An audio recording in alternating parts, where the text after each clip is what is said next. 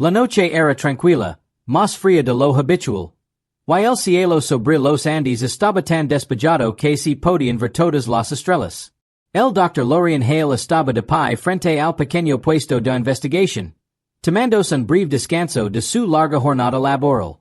Disfrutaba de noches como aquella, tranquilas, apacibles y predecibles. Pero la paz no duraría mucho esta noche. A las 2:13 en punto de la madrugada, todos los dispositivos del puesto de avanzada emitieron un pitido simultáneo. Las alarmas fueron repentinas, agudas y estridentes. Lorien y giro rápidamente, confundido. Entró corriendo y vio a su asistente mirando fijamente la pantalla del radar con los ojos muy abiertos. ¿Hay algo en el cielo, susurró? ¿Y es un avión? Preguntó Lorien.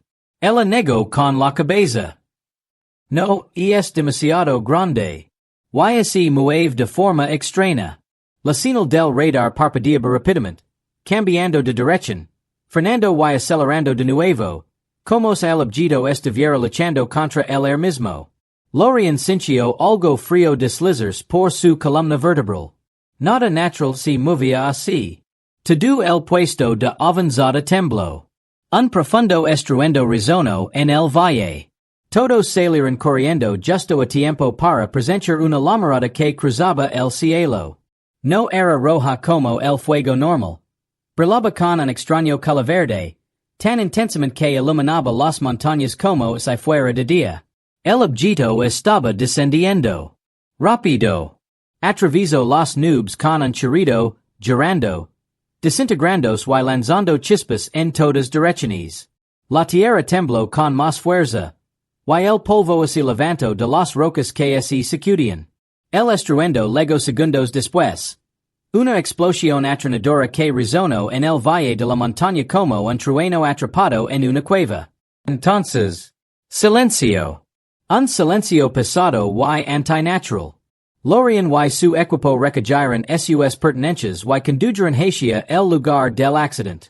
Cuanto más se acercaban, más cambiaba el aire. Olía a metal caliente. Y algo más, algo agudo y eléctrico que les erizaba la piel de los brazos. Cuando llegaron al borde del cráter, todos se quedaron paralizados. El objeto no era un satélite. Ni un avión. Ni una aeronave tripulada. Fue algo diferente. Una gran forma metálica yacía semi-enterrada en tierra humante. Su casco centelleaba con colores que se movían como líquido. Extraños patrones brillaban suavemente en su superficie. No parecía construida, sino que había crecido de la nada. El equipo se acercó. De repente, el metal se movió, como si respirara. Lorien se detuvo. Todos atrás. Pero el suelo bajo los restos se agrietó. Un fragmento se desprendió, dejando al descubierto el interior de la nave. Saltaron chispas. Un líquido azul goteaba como agua incandescente. Dentro de la cabina, dos figuras se movían. Lorien sintió que su corazón aceleraba mientras bajaba su linterna hacia la abertura. El rayo impactó contra dos figuras. No es humano. No se parece ningún animal de la tierra.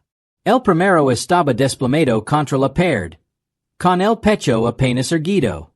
Su piel era tersa, de un gris plateado, con finas líneas que palpitaban como venas. El segundo parecía más joven, con ojos brillantes y reflexivos, llenos de miedo y confusión. No estaban atacando. Resultaron heridos. La más pequeña alzó una mano temblorosa hacia Lorien, no un señal de amenaza, sino de súplica. Lorien dio un paso al frente lentamente. Está bien. Estamos aquí para ayudar. Su asistente susurró. ¿Te entienden? No estaba seguro, pero los ojos de la criatura se suavizaron. Como si intentara aferrarse la esperanza. Antes de que Lorien pudiera alcanzarlos, el estruendo de las hélices de un helicóptero llenó el aire. Luces brillantes rasgaron la oscuridad. Vehículos militares se dirigieron hacia el cráter, levantando una nube de polvo. En cuestión de segundos, las tropas rodearon el lugar del accidente. Con las armas en alto y los escudos listos. Los científicos salieron de las furgonitas blindadas. Los oficiales gritaban órdenes. Parecía como si la tranquila montaña se hubiera transformado de repente en un campo de batalla. Un comandante señaló los restos del naufragio. Que nadie se acerque. Aseguran la zona. Lorien intentó protestar. Hay supervivientes dentro. Necesitan ayuda. Pero su voz se perdió en el caos. El alienígena más pequeño tosió, emitiendo un sonido extraño como de hielo quebrandos. Sus ojos brillantes se atenuaron. El alienígena mayor intentó incorporarse, pero se desplomó, demasiado débil para moverse. No representaban un peligro. Se estaban muriendo. Lorien apartó a un soldado de un empujón. Déjenme ayudarlos. Un arma lo bloqueó el paso. El comandante lo miró con furia. No sabemos qué son. No sabemos qué pueden hacer. Lorien señaló la nave destrozada. Se estrellaron. No nos atacaron. Están asustados. Míralos. Por un instante, el comandante vaciló. Entonces sucedió algo inesperado. El alienígena más joven se inclinó hacia adelante, presionando la mano contra el metal roto. Un tenue resplandor se extendió por la superficie. La criatura intentó hablar. Su voz era suave, entrecortada y desconocida. Por favor, ayuden. Todos los soldados bajaron un poco sus armas. Todos los científicos guardaron silencio. Incluso el comandante se quedó mirando atenito. Podían hablar. Podían sentir. Podían sufrir. Lorien se arrodilló junto a los restos del naufragio. Despacio y con delicadeza. No dejaremos que mueras, dijo. Pero en lo profundo del cielo nocturno, muy por encima de ellos, algo más se movía. Una sombra que se desplaza silenciosamente. Algo que había estado siguiendo a la nave mucho antes de que entrara en el cielo terrestre. El accidente no era el peligro. Fue una advertencia. Y la verdadera amenaza acababa de llegar. On no había amanecido, pero el valle montañoso estaba iluminado por reflectores militares, lámparas de rescate y haces de luz. El otro tranquilo lugar del accidente parecía ahora un extraño campamento improvisado. Los soldados se movían en grupos compactos. Los científicos transportaban equipo pesado y el sonido de los generadores resonaba entre las rocas. La doctora Lorien Hale permanecía cerca de los restos del naufragio, observando cómo sacaban con cuidado a los dos supervivientes alienígenas. El joven apenas estaba consciente y respiraba con dificultad, con jadios cortos y débiles. El mayor estaba peor. Su cuerpo se había enfriado y el líquido azul que manaba de sus heridas había disminuido. Lorien siguió al equipo médico hasta una tienda de campana provisional. Colocaron a las criaturas en camillas metálicas. Nadie sabía que necesitaban. ¿Oxígeno? ¿Calor? ¿Luz? ¿Algún gas especial? Todo era una incógnita. Siguen controlando la temperatura, ordenó Lorien. Sí, doctor, respondió una enfermera. Un grupo de científicos militares entró en la tienda. Uno de ellos, un hombre alto de ojos penetrantes, estudió a los alienígenas desde la distancia. ¿Son peligrosos? Preguntó. Lorien negó con la cabeza. No han mostrado ninguna señal de agresión. El científico se acercó un poco más. O tal vez estén fingiendo. Lorien sintió que la ira lo invadía. Míralos. Se están muriendo. Lo que sí que le había pasado a su nave no estaba planeado. El hombre no respondió. Simplemente tomó notas y se marchó. Lorien volvió a centrar su atención en las criaturas. Al observarlas, sintió algo extraño. Compasión. No sabía por qué, pero podía percibir su miedo, su dolor. El joven alienígena abrió un poco los ojos. El brillo platido se había desvanecido, reemplazado por una luz tenue y suave. Intento hablar. Luz, frío sin air. Su voz era quebrada, como la de alguien que aprende a hablar por primera vez. Lorien se acercó. ¿Necesitas calor? La criatura asintió débilmente. Lorien le gritó a un médico, trae una manta térmica. Se colocaron dos mantas sobre los extraterrestres. Poco a poco, su respiración se fue normalizando. El más joven colocó una mano sobre la muñeca de Lorien. Sus dedos eran largos y delgados, casi transparentes. Tu ayuda, susurró. Sí. Estoy aquí, respondió Lorien en voz baja. El alienígena parpadeó lentamente, como si intentara mantenerse despierto. Antes de que Lorien pudiera hacer más preguntas, uno de los soldados entró corriendo.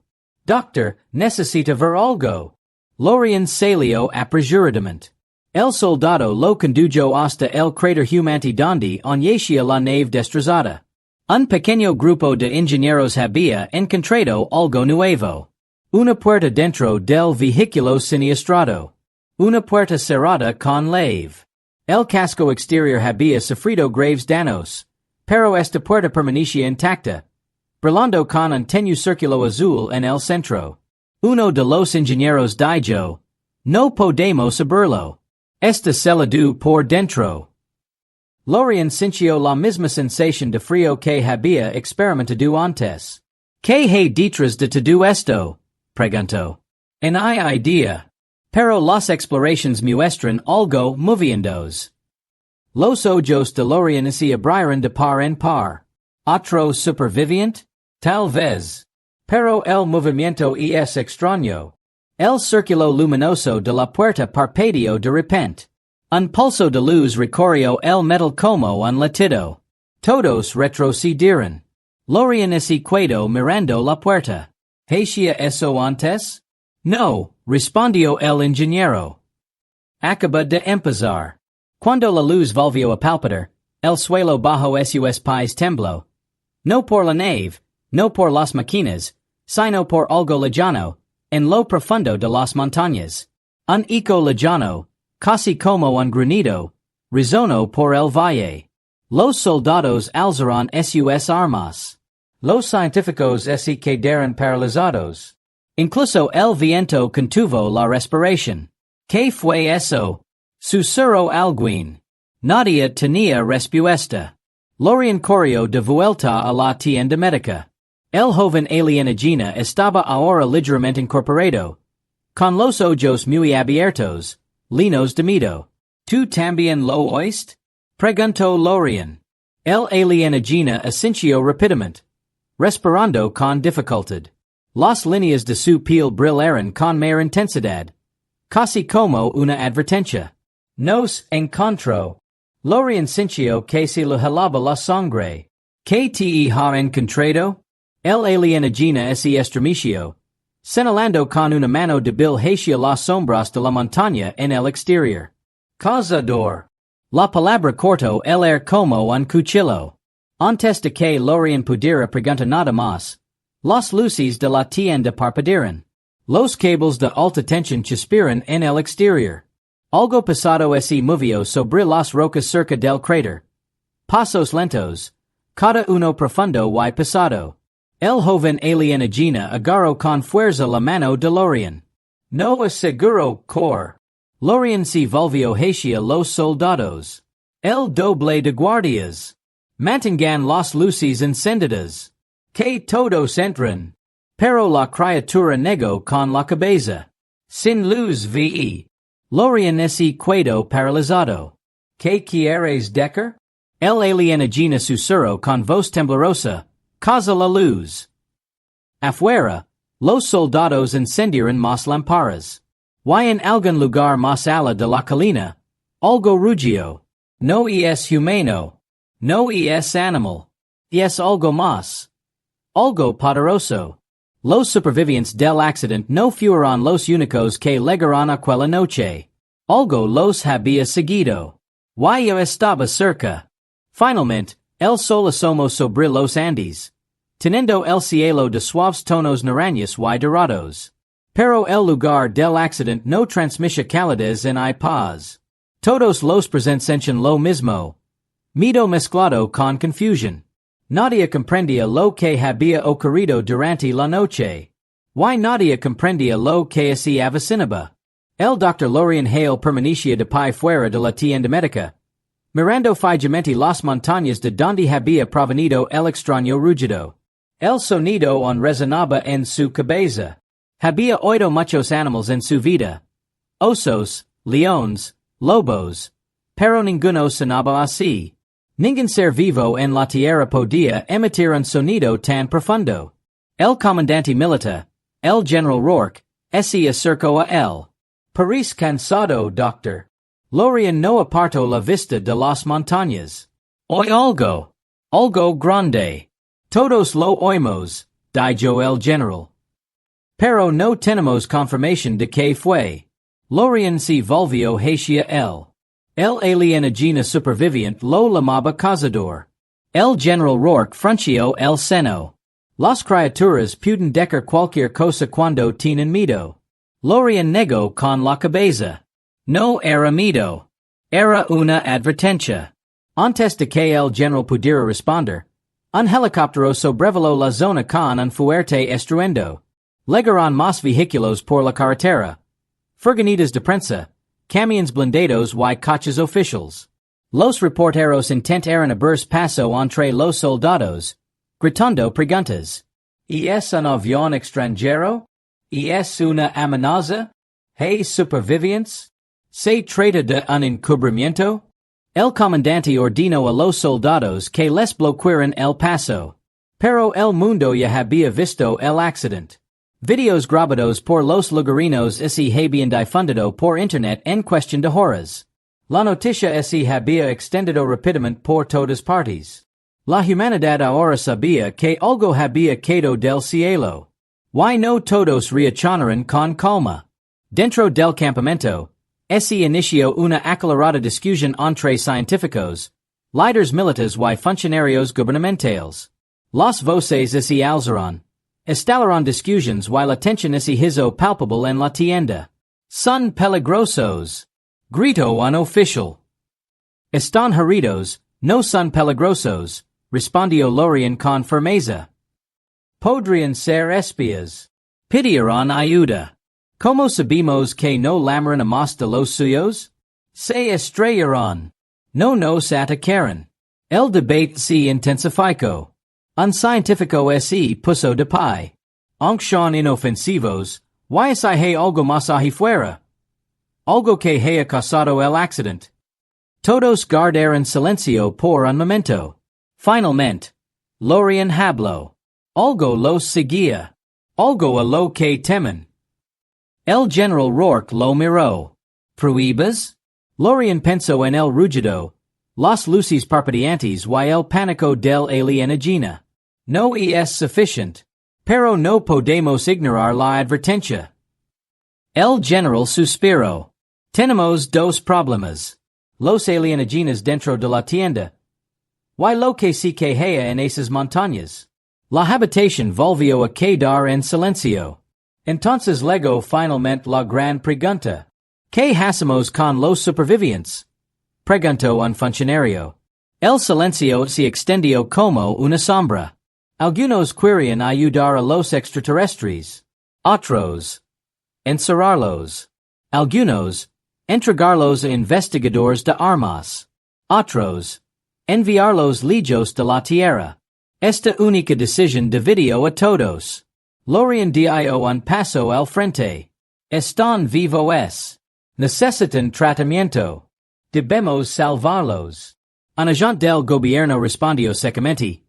¿Why si salvarlos pone el mundo en peligro? Lorian miró al hombre con ojos firmes. ¿Why si el verdadero peligro reside en dejarlos morir? ¿Why si poseen conocimientos que podrían protegernos? Nadie tenía respuesta. De repente, un soldado irrumpió en la tienda, respirando con dificultad. General, Hemos encontrado algo cerca de la cresta. Todos lo siguieron afuera. Caminaron por el terreno rocoso hasta la ladera norte del valle. Ali, cerca de una hilera de árboles caídos, vieron unas huellas extrañas. Grande. Profundo. Con garras. No es humano. No es un animal. Y no de los extraterrestres que se encontraban en los restos del naufragio. Lorian se agachó y tocó el suelo. La tierra estaba caliente. El general Rourke miró a su alrededor. Hacia el bosque. Si lo que sí que haya creado esto. Estuvo aquí hace poco. Y cerca, susurró Lorian. Un soldado señaló el tronco roto de un árbol. En la madera había marcas taladas. Largos y afilados cortes. Atravesó la madera maciza, dijo el soldado. Uno de los científicos tragó saliva con dificultad. Esto no es natural. Lorian se puso de pie. El alienígena superviviente dijo que el cazador los encontró. El general Rourke se frotó la frente. Si esto es real, podría ser una amenaza para toda la región. Se volvió hacia sus hombres. Duplicad todas las patrullas. Revisad cada esquina. Que nadie se mueva solo. De vuelta en la tienda médica. El alienígena más joven había despertado. Parecía más débil que antes. Pero sus ojos se abrieron de par en par al ver a Lorian. Lorian se arrodilló junto a ella. Vimos las huellas.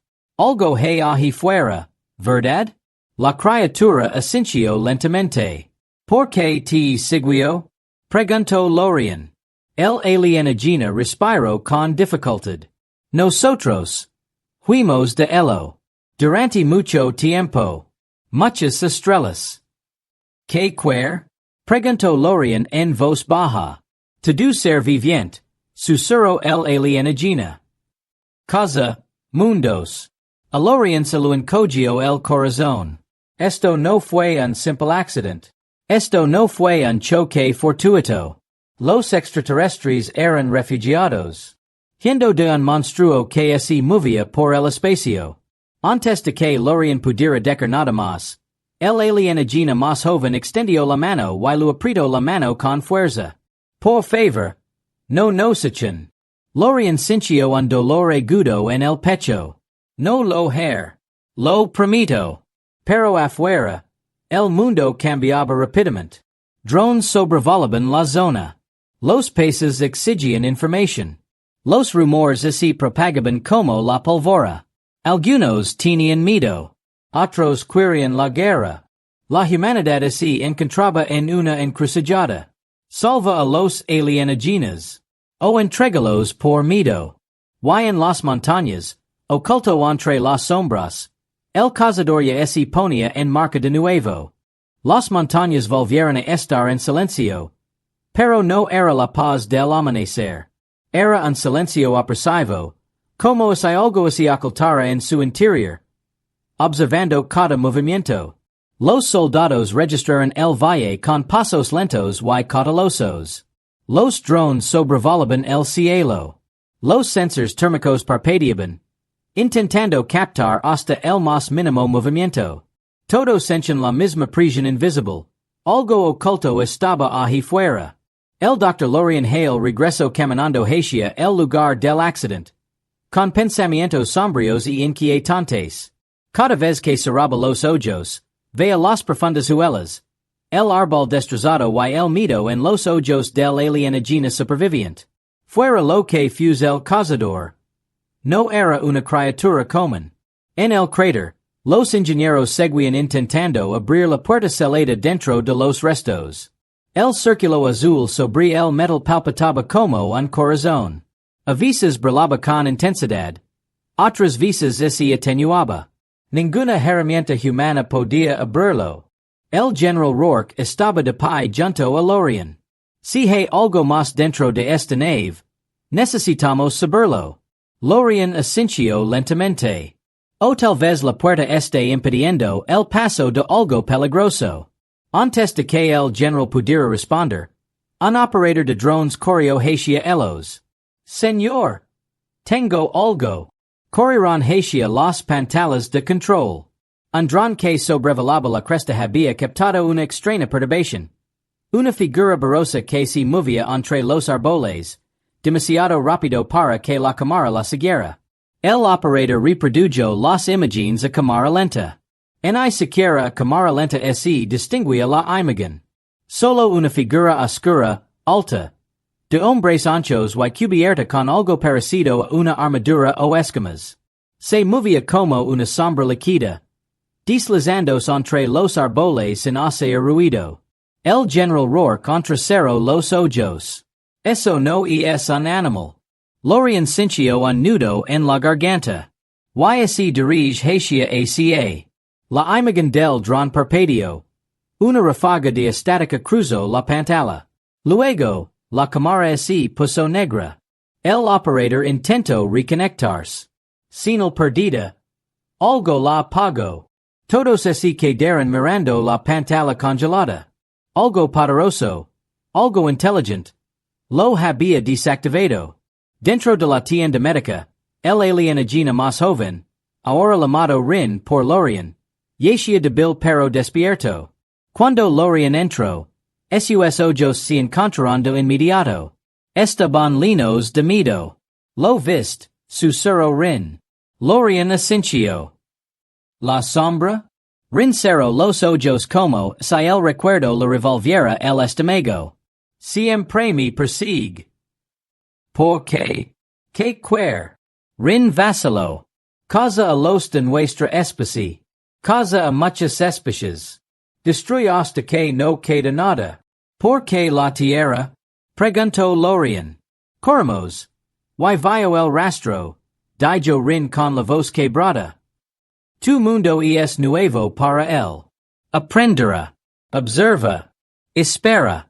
Lorian sintió un vuelco en el estómago. ¿Hay alguna manera de combatirlo? Rin levantó lentamente una mano temblorosa hacia la puerta cerrada en los restos del accidente. Dentro las respuestas. Eso confirmó el temor de Lorian. Algo importante estaba encerrado en esa cámara. Antes de que Lorian pudiera preguntar nada más, las luces de la tienda volvieron a parpadear. El aire se enfrió. Las paredes de tela se movieron como si algo las rozara. Rin agarró con fuerza el brazo de Lorian. Está cerca. Lorian salió corriendo. Los soldados apuntaron las linternas hacia los árboles. El viento había arreciado de repente. Fuerte y rápido. Las hojas volaban por el campamento. Algo se movió entre las tiendas. Una mancha oscura, demasiado rápida para distinguirla con claridad. El general Rourke gritó. Todos manténganse alerta. Un soldado gritó desde la línea norte. Cuando los demás llegaron hasta él, estaba en el suelo, temblando, con los ojos desorbitados por el terror. No había sangre ni heridas. Pero su fusil estaba doblado por la mitad, como si fuera de metal blando. ¿Qué fue esto? Susurró un soldado. El hombre, aterrorizado, solo repitió una palabra. Ojos, ojos. Lorian se arrodilló a su lado. ¿Qué ojos? El soldado tembló. Dorado, brillante. Mirando desde los árboles. Antes de que nadie pudiera reaccionar, los reflectores del campamento explotaron uno tras otro, con fuertes estalados y cristales esparcidos. La oscuridad lo envolvió todo. Generadores averiados, gritó alguien. Chispas iluminaron el aire en destellos aleatorios. Todos se quedaron paralizados. Se cortó la respiración.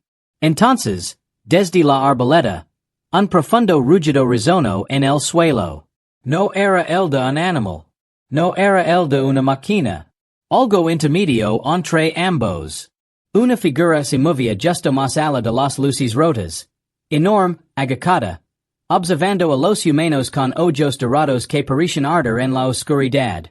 El general Rourke alzó su arma. Alto el fuego. No disparan a menos que ataquen. Pero la criatura no atacó. Simplemente los estudió. Entonces hizo algo inesperado. Giro la cabeza. Hacia el barco naufragado. Hacia la puerta celada. Hacia rin. Lorian susurro. No nos está cazando, vino por ellos. La criatura volvió a desvanecerse entre las sombras. Moviéndose tan rápido que parecía teletransportarse. Los soldados se dispersaron, temblando de miedo, buscando su rastro. Pero Lorian sabía la verdad. No lo estaban cazando. Los estaba cazando. Más tarde, los científicos volvieron a reunirse alrededor de la puerta celada. El círculo azul sobre el metal palpitaba ahora más rápido, como si presentiera el peligro. El general Rourke dijo, si esa cosa que lo que hay dentro, tenemos que abrir esta puerta antes de que lo haga. Lorian tragó saliva con dificultad. ¿Y si al abrirlo así desata algo peor? Rourke se quedó mirando la puerta. No tenemos otra opción. Porque ahora todo el mundo lo sabía. Los supervivientes del accidente no estaban solos. El cielo había traído algo mucho más peligroso. Y la sombra en el bosque solo mostraba el principio. La verdadera pesadilla no había hecho más que empezar. Esa noche, el campamento permaneció en vela. Los soldados se mantuvieron en posiciones cerradas, con las armas listas. Los científicos prepararon el equipo por si tenían que huir. Se repararon los generadores, se encendieron las luces y todas las miradas se dirigieron hacia el oscuro bosque donde la criatura había desaparecido. El Dr. Lorian Hale caminó rápidamente hacia la tienda médica, con el corazón latiendo a 1000 por hora. Rin, el alienígena superviviente, tenía peor aspecto. Las líneas de su piel brillaban débilmente y su respiración se había vuelto entrecortada y agitada. Cuando Lorian entró, Rin intentó incorporarse de inmediato. Lo viste otra vez, susurró Rin. Sí, dijo Lorian. Estuvo muy cerca. Rin cerró los ojos, temblando. Aprende rápido. Se esconde. Espera. ¿Qué lo que hay dentro de la nave? Lorian se inclinó hacia adelante. ¿Qué hay en esa habitación celada? Rin tragó saliva lentamente. Un núcleo. El corazón de nuestro viaje. Encierra poder. Si el cazador lo toma, se vuelve más fuerte.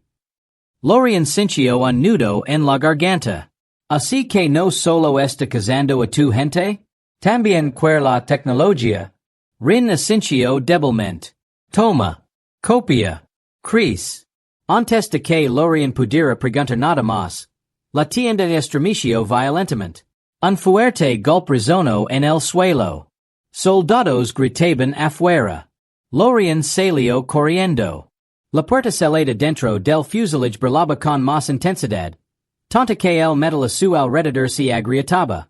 Los ingenieros retrocedieron aterrorizados.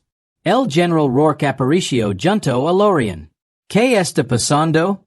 Está reaccionando, dijo Lorian. Quiza al cazador. La puerta volvió a parpadear. Un destello largo y brillante. Un instante después, un rugido lejano respondió desde lo profundo del bosque. Todos se quedaron paralizados. El general Rourke susurró. ¿Sabe que la puerta está abriendo? La voz de Lorian era urgente. Si la criatura consigue lo que hay dentro, la Tierra no sobrevivirá. Rourke asintió. Entonces prepararemos el campamento para la batalla. En una hora, el valle de la montaña se convirtió en una fortaleza defensiva. A los soldados instalaron barricadas robustas. A los francotiradores se posicionaron en rocas elevadas. Y un anillo de luces rodeaba el lugar del accidente. A drones sobrevolaban la zona. A los científicos levaron todas las herramientas a su alcance. A los médicos se prepararon para atender a los heridos. Por primera vez desde el accidente, los seres humanos se unieron con un solo objetivo. No para capturar a los alienígenas. No para estudiarlos. Sino para detener a la criatura. Lorian entro en la pequeña tienda donde se habían reunido los comandantes y los científicos. Un gran mapa del valle estaba extendido sobre una mesa. El general Rourke habló en voz alta. No estamos tratando con un animal cualquiera. Destruyó un dron. Dobló un rifle. Se mueven las sombras. Caza la luz misma. Uno de los exploradores señaló el mapa. Se mueve rápido y conoce el terreno. Otro científico añadió. Y aprende. Cada vez que usamos algo, se adapta. Un joven soldado dio un paso al frente. Y como lo combatimos. Al principio nadie respondió. Entonces Lorian dijo. No lookamos solos. Contemos con Rin. La gente lo miraba como si hubiera vuelto loco.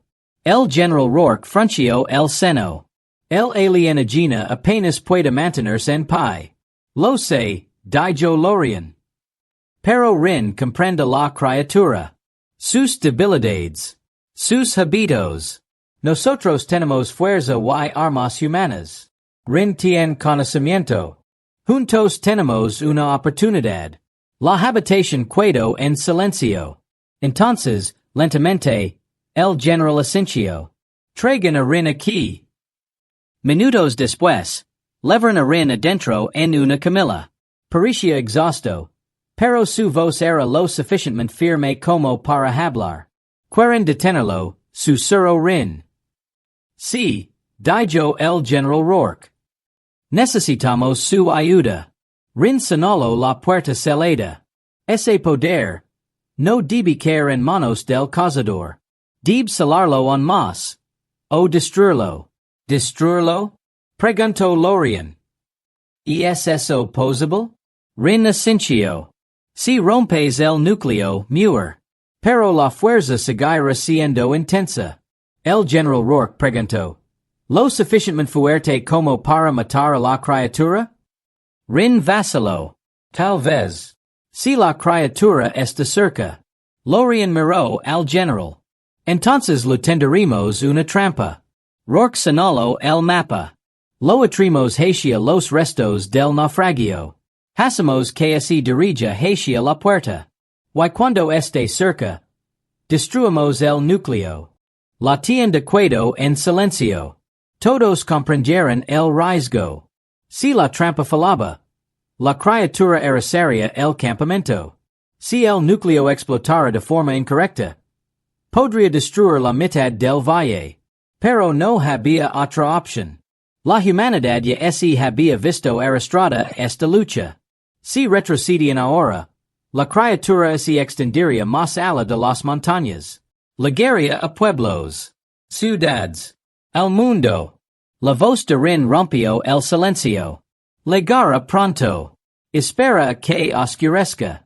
Y se acerca la oscuridad. Dijo Lorian, mirando al cielo. El sol ya comenzaba a descender.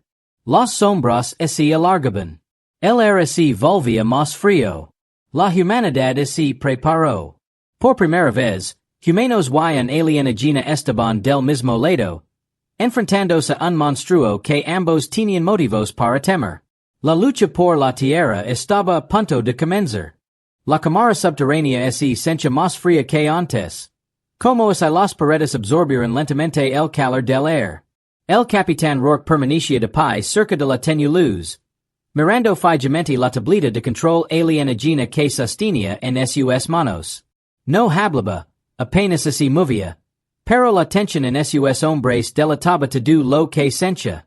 Lyra estaba sentada en la cama de metal, con los ojos entrecerrados, respirando despacio. Sus heridas estaban cicatrizando, pero cada respiración le causaba dolor. Aun así, había algo en su rostro, una calma concentrada, como si supiera lo que iba a asustar. Mason y el Dr. Hale discusión en voz baja cerca de la entrada.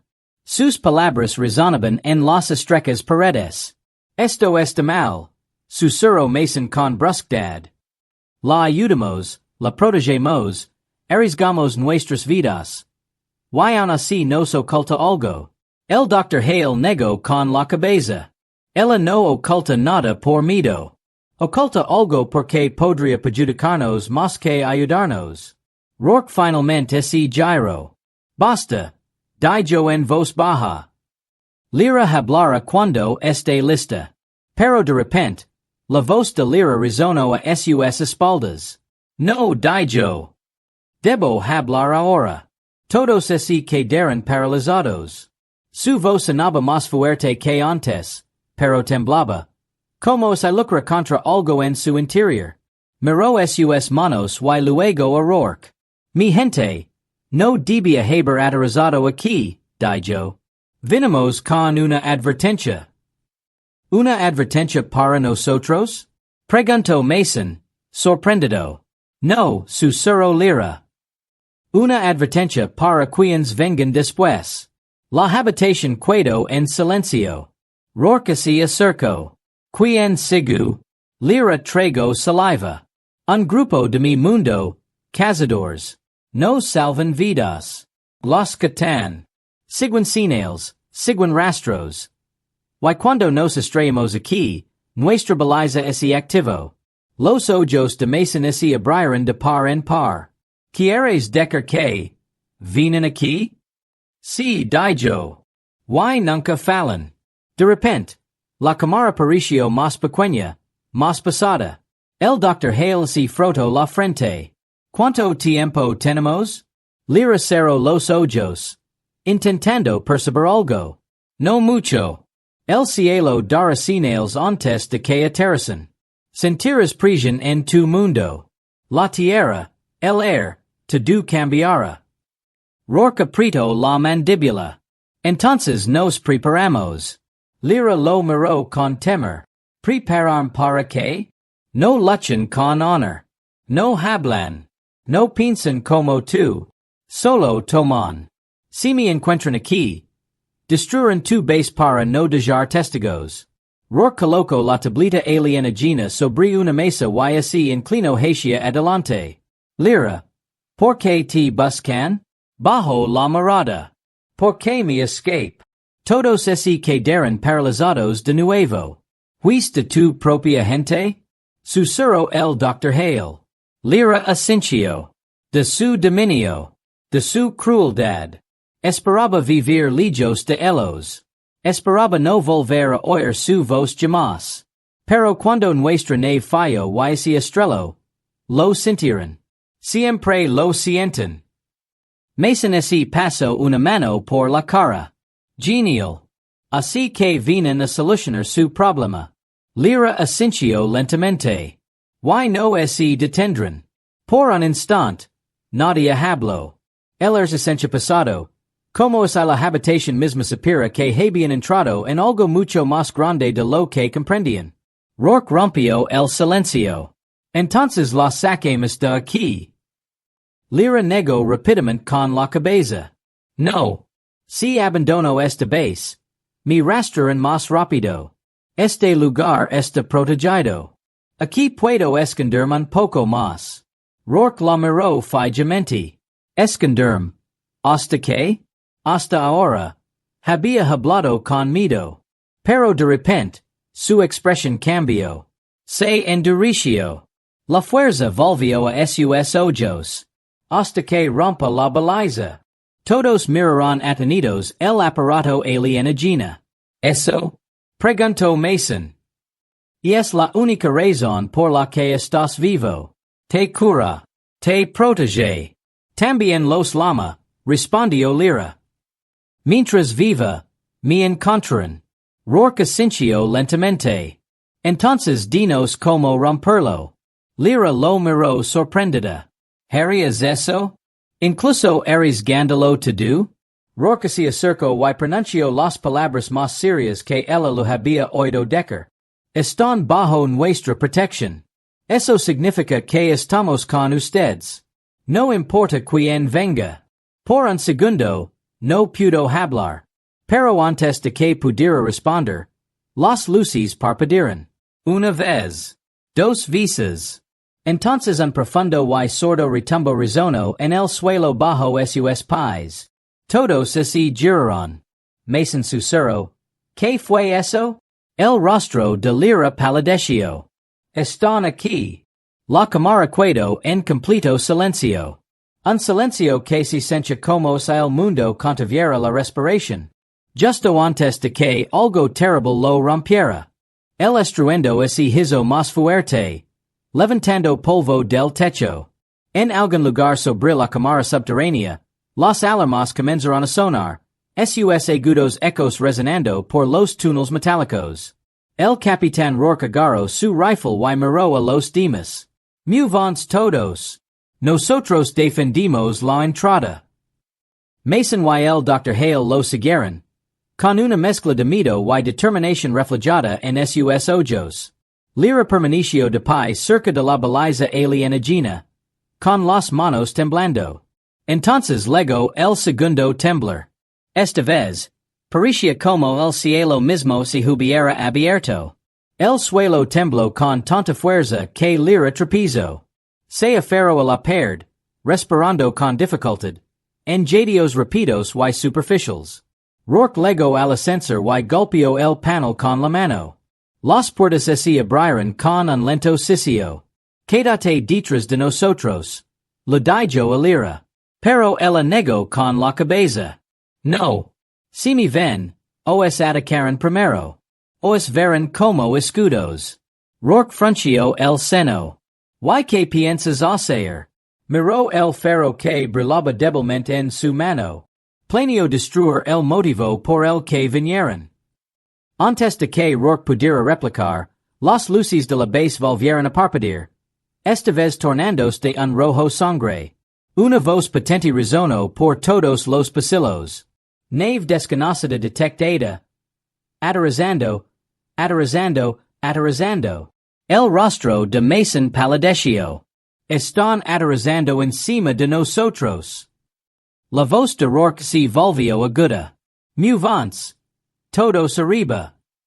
El ascensor los elevó, mientras el suelo temblaba bajo sus pies. Al abrirse las puertas, el aire frío de la noche les golpeó el rostro. El cielo sobre la base no estaba oscuro. Brillantes rayos de luz lo atravesaban como cuchillos ardientes. Tres figuras negras descendieron entre las nubes. No son barcos. Cazadores. Altas máquinas angulosas con largos brazos metálicos. Se movían como sombras silenciosas. Sus cuerpos resplandecen con extrañas marcas.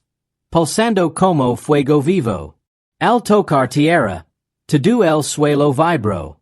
El Dr. Hale susurró, esto no es un equipo de rescate. Esto es una purga. Rourke alzó su rifle, aunque sabía que las balas serían inútiles. Solo nos atraviesan si estamos muertos. Pero Lira dio un paso al frente. No. Me quieren a mí. No a ti. Uno de los cazadores alzó la cabeza. Su rostro no tenía ojos, pero se volvió directamente hacia ella, como si él era sumido. Un delgado haz de luz la escrutó de pies a cabeza. Entonces habló con un tono frío y crepitante. Devolver. Lira apretó con fuerza el ferro en su mano. No lo hair. El cuerpo del cazador se incendió con una energía brillante y violenta. El suelo se agrietó bajo sus pies. Rourke apuntó con su arma. Retroceden. El cazador lo ignoró y dio un paso al frente. Mason disparó un tiro. Una sola bala, rápida y sonora. La bala impactó en el pecho del cazador. Y se fundió al instante. La criatura se movió más rápido. Blandió un brazo. Y una joya brillante surgió de su muñeca. Rourke agarró a Lira y la apartó de un empujón mientras la joya cortaba el aire, dejando una profunda marca en el suelo de hormigón. El Dr. Hale gritó, Lira! El ferro! Bajo la mirada hacia el aparato que tenía en la mano. Sus luces parpadeaban ahora más rápido. Los llamaba con más fuerza que nunca. De repente comprendió algo. Los cazadores no estaban allí para traerla de vuelta. Estaban allí para borrarla del mapa. Y su mundo se los había enviado. Lira dio un paso atrás. Capitán. Se que hacer. Rourke así gyro, confundido. ¿Qué estás? Pero lira yo estaba en marca. Directamente hacia el cazador más grande. Los demás gritaron su nombre. Sus voces perdidas en la tormenta de polvo y luz. El cazador cargó su arma, apuntando una lanza de energía brillante directamente a su pecho. En el último segundo, lira alzó el ferro por encima de su cabeza. El dispositivo comenzó a grietarse. Las luces en su interior palpitaban como un corazón agonizante. El cazador saltó hacia ella. Ella lanzó un último grito. Y estrelló el ferro contra el suelo. Una onda expansiva seguidora se propagó hacia afuera. Una luz blanca lo enguló todo. La base, el cielo, los cazadores, la noche misma. El sonido fue como si el mundo se desgarrara. Luego, silencio. Un silencio puro y denso. Cuando por fin se disipó el polvo, Rourke abrió los ojos. Mason toja a su lado. El Dr. Hale estaba de rodillas, temblando. Los cazadores se habían marchado. Todos y cada uno de ellos. No quedó nada salvo negras marcas de quemaduras en la tierra. Rourke se puso de pie tambaleándose, mirando a su alrededor con pánico. Lira. No hubo respuesta. El avanzó, llamándola por su nombre cada vez más fuerte. Lira. Finalmente la vio. Yacía en el suelo, en el epicentro de la explosión. Su cuerpo estaba débil, apenas se movía. Rourke corrió hacia ella y se arrodilló. Abrió los ojos lentamente. Una leve sonrisa se dibujó en sus labios. Ahora no pueden encontrarme, susurró. Rourke le tomó la mano. Quédate con nosotros. Estás a salvo. Lira lo miró. Su voz suave y apagándose. No. Tú me pusiste a salvo. Cerró los ojos. La noche a su alrededor se volvió quieta, tranquila, casi pacífica. Mason susurró. Ella nos salvó. Ella salvó a todos. Rourke miró el cielo de donde habían venido los cazadores. Un cielo ahora tranquilo, vacío, libre. Se puso de pie lentamente y habló con el corazón apesadumbrado. La honramos. Porque la humanidad se negó a dejarla morir. Y ella se negó a dejar que la humanidad caera. El viento asalivó sus palabras mientras los primeros rayos del alba pintaban el horizonte. El mundo era seguro. Por ahora.